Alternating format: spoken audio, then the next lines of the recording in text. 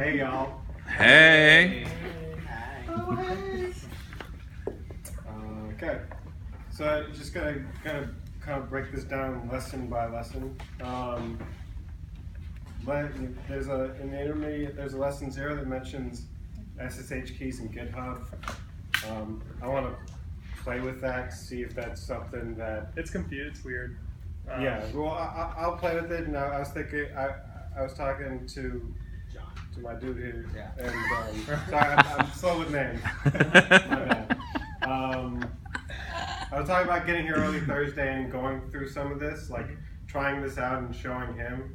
I mean, I've done a lot for a lot of years, so I think working through that stuff, you know, with him looking over it, can kind of maybe not catch all the bugs because he's not total new, but at least kind of air out some stuff and where the confusions might be.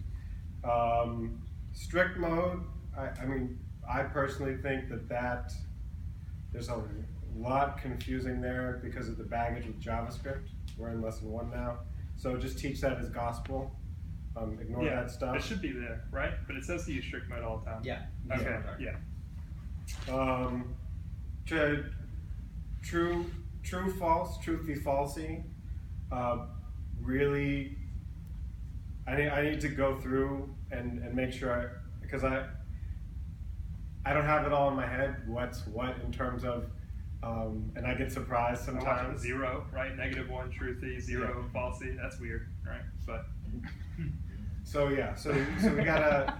So we're actually just looking at it. I've got to be solid on that stuff, and a theme here is show stuff side by side, compare some things. You know like double bang versus the actual value. You know, illustrate a forced conversion to Boolean versus what its truthy falsy value might be, and make it absolutely clear what those differences are. I mean, if then else, to me, this is day 2. That's lesson 2. That's relatively straightforward. Scope, lesson 3, scope for variables.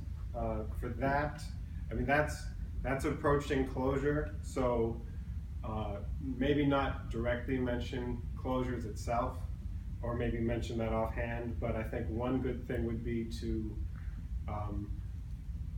show a function that returns a function, have a variable at the top level of the file that's the same name as a variable defined inside the outer function, and make it clear that if you're reusing names throughout a file, you get a chance of collisions. And I think that maybe doesn't take you all the way to understanding that, but it at least broaches the concept of where these variables are defined. Yeah. Ternary operator. Way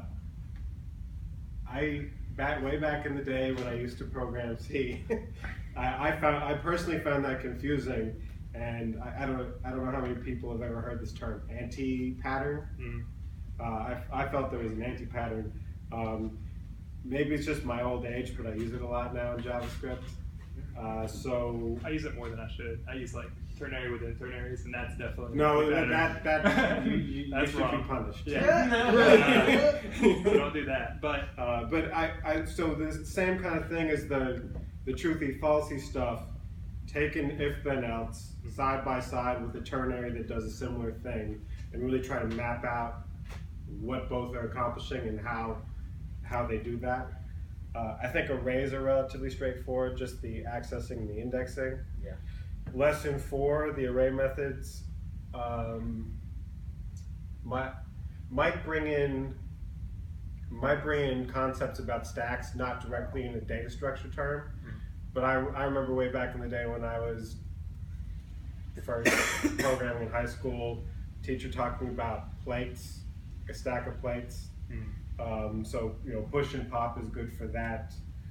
Have something similar for a queue, maybe a metaphor of a line for the shift unshift. that's good. Then showing them just like performance, like don't do one. Otherwise, it's a lot easier. So the objects, hashes. Do I call them hashes? What are they called? You don't call them hashes. I think we call them associative arrays, but I think I backpedaled on that. Is it still, are they still called associative arrays? I don't think so. I mean, I was skimming, so I don't know if that I term don't is remember. used. If it is, I kind of wanted to switch them back to objects. Well, I'm just going to call them objects. What do you feel like? I think objects is okay. We're just going to go with. That's such a broad term nowadays, though. Well, it's always been a broad term. Yeah. I mean, it's a total can of worms. Yeah. But they anyway. Yeah. Anyway, I guess I was doing this to all you heckling, so that's fair. Objects, you know, they've already seen how to index arrays with numbers, so kind of make the step there, show them that but make it clear the difference between keys for the object and the array keys, which are, you know, just going to be straight up numbers. Maybe it'd be even good to show like strings, like single character string 1 as a key to an object. You know, just to, you know, you got to be really careful about what you're doing here. Know when you're messing with an array. Know when you're messing with an object.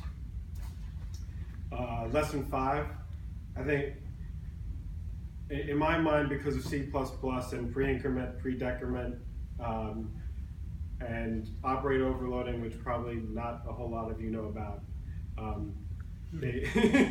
The increment and decrement can be trippy, but